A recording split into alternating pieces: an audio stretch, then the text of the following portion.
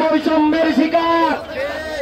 এই বৈষম্য মুক্ত বাংলায় সকল প্রতিষ্ঠান তারা বৈষম্য থেকে মুক্ত পেলেও আমাদের কৃষি ডিপ্লোমার শিক্ষার্থী ভাই এবং বোনেরা কেউ আজ পর্যন্ত বৈষম্য থেকে মুক্তি পায়নি।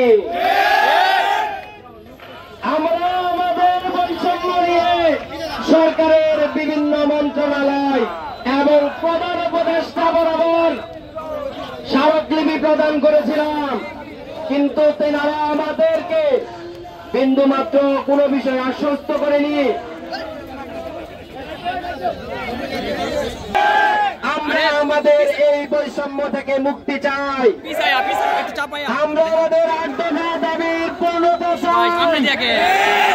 আমরা চাই না জনদুর্ভোগ সৃষ্টি করতে, জনগণকে কষ্ট দিতে, দেশের রাষ্ট্রীয় সম্পদ নষ্ট করতে। আমরা চাই শান্তি শৃঙ্খল ভাবে দেশের মানুষের সকল সুবিধা কোন ব্যাঘাত সৃষ্টি না করে আমাদের দাবি আদায় করতে। কিন্তু তারা যদি আমাদের এই দুর্বলতাকে, এই সুযোগ আমাদের দুর্বলতা ভেবে দিয়ে থাকে, তাহলে আমাদের আন্দোলন আমরা কঠোর পর্যায়ে নিয়ে যাব। আমরা এখনো বলতেছি, আমরা আমাদের দাবি এখনো নরম।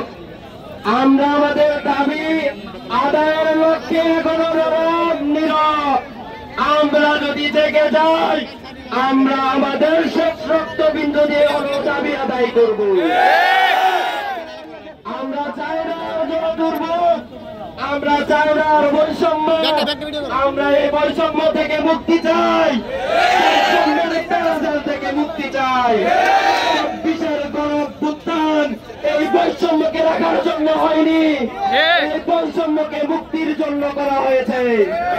আমরা আর বৈষম্য চাই না, আমরা আর বৈষম্য চাই না।